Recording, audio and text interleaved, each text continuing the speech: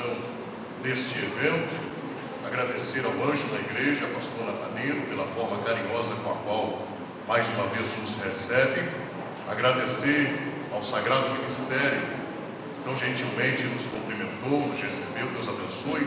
Quero louvar a Deus pela vida de cada moça, de cada rapaz. Posso chamar vocês de moças e rapazes? Posso. Viu? Teve até sorriso, viu? Não gostam de ser chamados de adolescentes, moças e rapazes. É um exército muito grande de adolescentes. Eu tenho certeza que vocês estão agradando a Deus pelo fato de estarem aqui. Eu tenho uma boa notícia para te dar. Jesus só está aqui porque Ele sabia que você viria este culto nessa noite.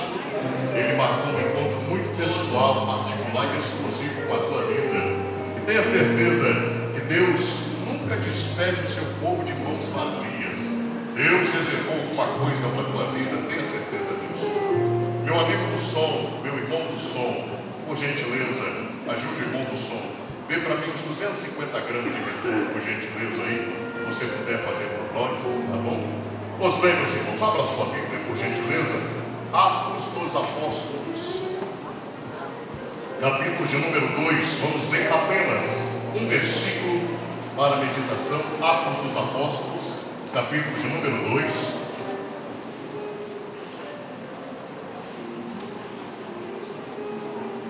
Versículo de número 40. Livro de Atos, capítulo de número 2, versículo de número 40. Compartilhe a palavra de Deus. Se porventura tiver alguém sem a Bíblia Sagrada, e se tiver alguém sem óculos que não consiga ler, aqui no nosso reto projetor, está mais pertinho dele. Vamos ler apenas o versículo de número 40. Vamos ler em alta voz, em se tratando apenas de um único versículo. Eu gostaria que você citasse esse versículo com o pregador. Vamos citar todos juntos em alta voz? Meu irmão, Deus te abençoe. Maravilha. Vamos lá, vamos ler todos juntos. Eu gostaria que esses adolescentes que tão brilhantemente louvaram ao Senhor cantassem ou citassem o versículo de número 40 com a gente. Vamos lá, todos juntos. Vocês têm a obrigação de falar alto na festa de vocês. Vocês têm que fazer por continuar fazendo bonito.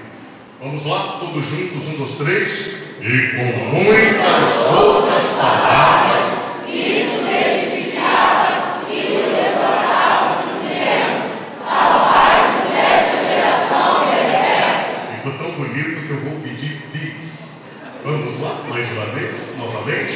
1, 2, 3. E com muitas outras palavras, isso testificava e nos exortava, dizendo: salvai-nos desta geração perversa. Amém. Deus abençoe todos esses.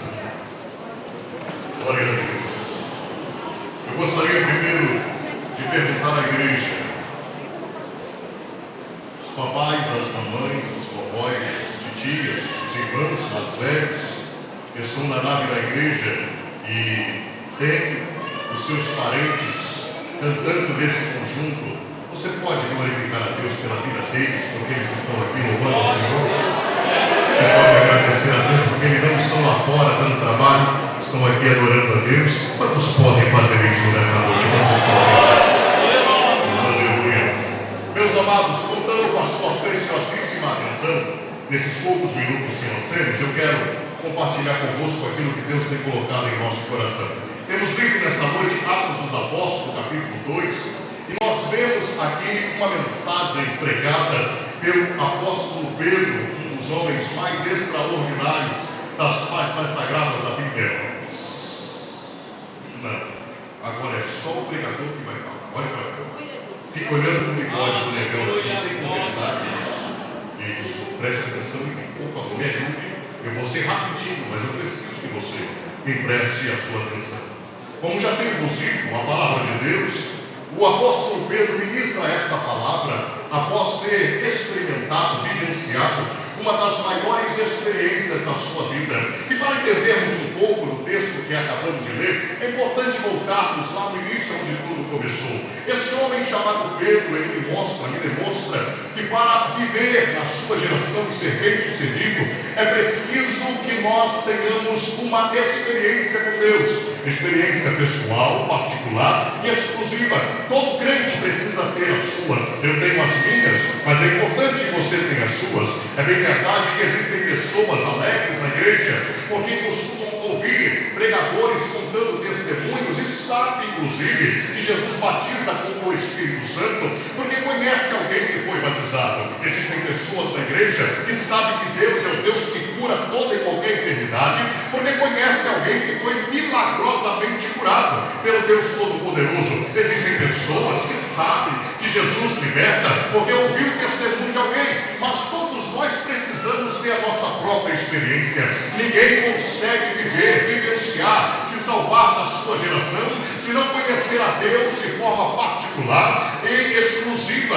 Para conhecermos a Deus, como nos incentivou o profeta Oséias, é importante nós conhecermos a Deus de forma pessoal. E nós só conhecemos a Deus de forma pessoal no momento em que passamos a ter experiências com Ele. Esse homem em destaque nessa noite, chamado Pedro, foi um homem que desde o início da sua caminhada, ele teve suas experiências com Deus. É bem na verdade que antes de ter a sua maior experiência, esse homem foi pego em muitos desequilíbrios. Esse homem foi pego em muitos erros, em muitas falhas da sua vida ministerial. Tudo começa, a Bíblia nos mostra, em Mateus capítulo 4, quando o Senhor Jesus Cristo inicia o seu ministério terreno. Ele está passeando pela praia da Galileia, e na praia da Galileia, Jesus encontra dois homens, Simão, chamado Pedro, e o seu irmão André, que infelizmente não era eu. A Bíblia diz que Jesus olha esses dois homens que estavam trabalhando, olha para eles e diz: olha, vinde a mim, e eu vos farei pescadores de homens. E naquele exato momento, aqueles dois homens que eram pescadores, que viviam da pesca, trabalhavam todo dia pescando, lançando a sua rede no mar, abandona todos os seus aparatos e passa a seguir o Deus Todo-Poderoso. Ali iniciou o ministério desse homem chamado Pedro, que foi um dos 3 discípulos mais íntimos do Senhor Jesus Cristo, mas mesmo tendo o privilégio de ser testemunha ocular, particular e exclusiva com Deus, esse homem chamado Pedro, ele foi pego em muitas falhas ao longo da sua caminhada. Enquanto andou com Jesus, Pedro decepcionou Jesus muitas vezes. Enquanto andou Jesus, e mesmo sendo participante do ministério terreno de Cristo, torna a dizer, Pedro decepcionou o mestre. Pedro era um homem que, infelizmente, embora fosse participante dos milagres, sinais, maravilhas e prodígios que Jesus realizou aqui na terra, houve momentos na vida de Pedro em que a sua fé deveria estar viva,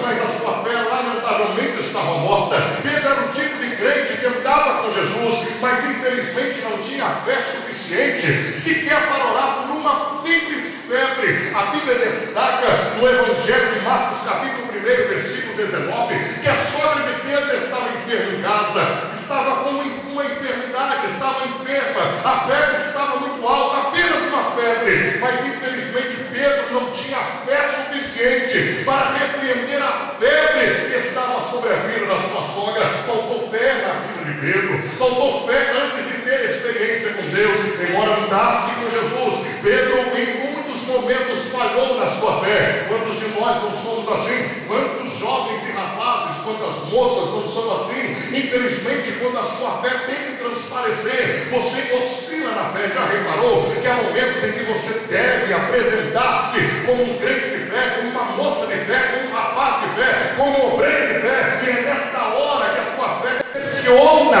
as pessoas que estão depositando confiança em você. Quantos de nós aqui já não decepcionaram alguém quando nos chamou para orar, quando fomos convocados para repreender alguma enfermidade? Quantos de nós aqui não falhamos na nossa fé? Pedro passou por esse tipo de situação. Pedro é bom que andava com Jesus, mas infelizmente faltou fé até para orar por uma simples febre. Mas a vida de Pedro vai seguindo ao longo da caminhada. Nós vamos ver Pedro sendo apanhado em muitos defeitos. Por exemplo, a Bíblia vai nos mostrar que Pedro está vivendo uma situação de alto risco quando a embarcação em que ele está junto com seus companheiros está sendo açoitado pelos vendavais.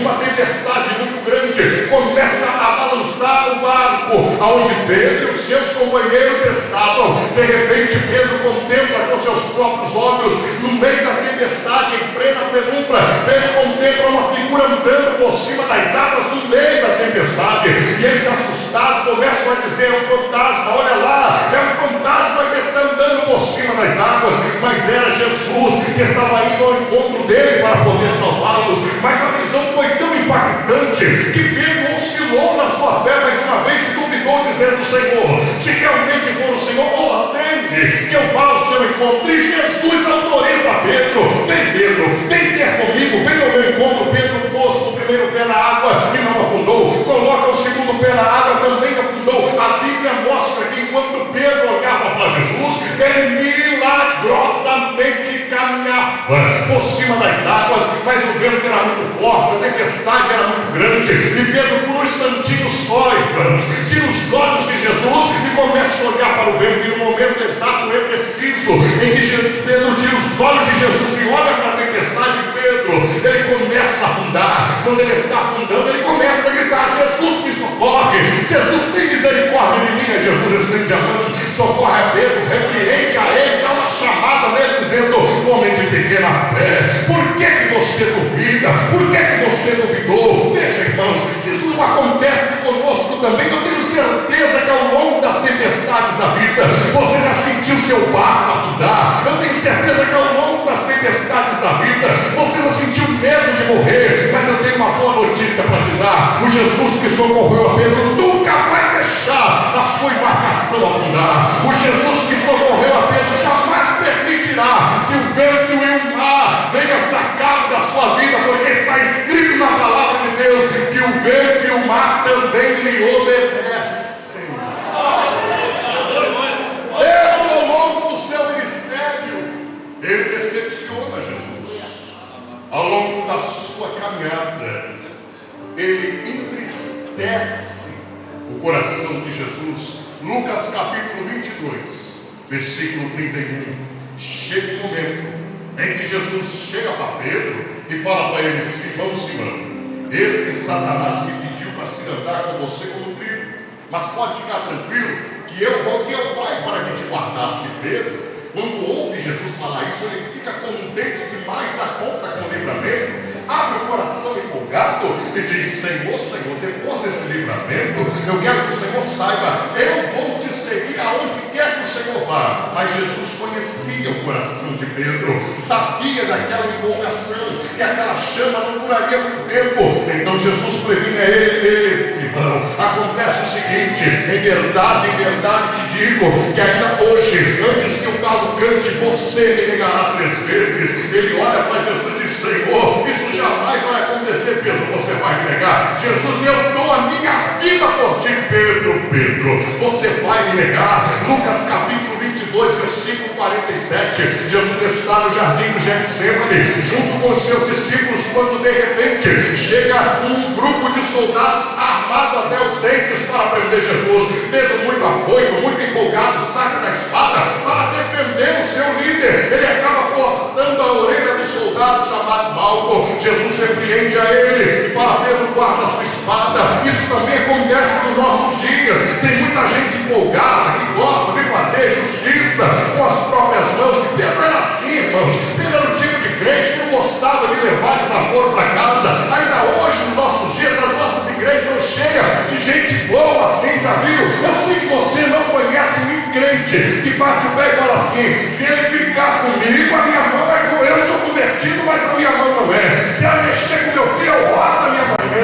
Se ele brincar comigo, cuidado, porque o velho homem vai ressuscitar. Graças a Deus que aqui em Nova Cidade não tem esse tipo de crente. Louvado seja o nome do Senhor. Só lá no meu campo que tem esse tipo de crente. Aqui não tem adolescente que não gosta de brigar. É o tipo de adolescente que faz assim: tá me olhando por quê? O que foi? Nunca me viu, não? Aqui não tem, graças a Deus. Aqui só tem moça lavada, retribuída pelo sangue de Jesus. Mas Pedro era esse tipo de crente que não gostava de levar desaforo para casa. Foi Pedro, irmãos, em muitas fraquezas ao longo da sua caminhada. Lucas capítulo 22, versículo 54. Pedro nega a Jesus. A Bíblia diz que Jesus é preso. Pedro, como os demais companheiros, vai acompanhando a prisão do longe, porque não podia fazer absolutamente nada. Eles prendem Jesus e levam para dentro do palácio, e a Bíblia diz que no pátio do palácio uma multidão se aglomera. Olha para cá, não se distraia não. A Bíblia mostra, meus irmãos, que estava frio aquela noite, então todo mundo começa a esquentar uma fogueira, se aquecer ao roda da fogueira, sentar-se à roda da fogueira para poder se aquecer do frio. Como as mulheres são muito observadoras, uma mulher olha para Pedro de cima embaixo, de baixo em cima, e fala assim: ei, você é um deles, não é? E Pedro, temendo pela sua vida, ele diz: olha, eu não conheço este homem, eu não sei se ele curou alguém, eu não sei se ele ressuscitou mortos, eu não sei o que ele fez aqui na terra, eu não tenho nenhum tipo de relacionamento com este homem. Pela segunda vez, depois passando mais um tempo, alguém olha para Pedro e pergunta dele: você é um deles, não é? Porque o teu jeito de falar é igual, a tua aparência é igual a ele, você se veste como ele. Ei, jovem, já reparou que você incomoda lá na sua escola, no lugar que você vive? Sabe por quê? Não tem jeito, você é diferente. Tem gente que não gosta do teu jeito de falar, tem gente que não gosta do teu jeito de se pentear, tem gente que não gosta do teu jeito de se vestir, tem gente que não gosta que você é crente, mas é assim mesmo, irmão. O mundo não gosta da gente, porque a gente incomoda o mundo. O mundo nunca vai gostar da gente, porque nós não pertencemos a este mundo. Tenha orgulho de ser diferente, tenha orgulho. Pedro estava negando a Jesus, dizendo: eu não conheço ele. Passa mais um tempo, a terceira pessoa chega e pergunta: você é deles? E Pedro, pela terceira vez, descaradamente nega Jesus. E após ter negado Jesus pela terceira vez, o galo canta. Quando o galo canta, Pedro automaticamente se lembra do que Jesus havia prevenido ele: antes que o galo cante, você me negará 3 vezes. Pedro, reconhecendo o grave erro, ele se afasta da multidão, vai para um canto e começa a chorar. Chora desesperadamente. Sabe por que Pedro estava chorando? Sabe por que Pedro negou o mestre 3 vezes? Sabe por quê? Grave isso, não esqueça: Pedro não tinha experiência com Jesus. O tempo passa, chegamos no texto onde nós lemos nesta noite. Aqui Pedro está presente. A Bíblia diz que a cidade está completamente povoada por conta de uma grande festa chamada Festa do Pentecoste. Todos os povos estavam reunidos, todos os representantes de nações estavam presentes. Pedro estava com um grupo de 120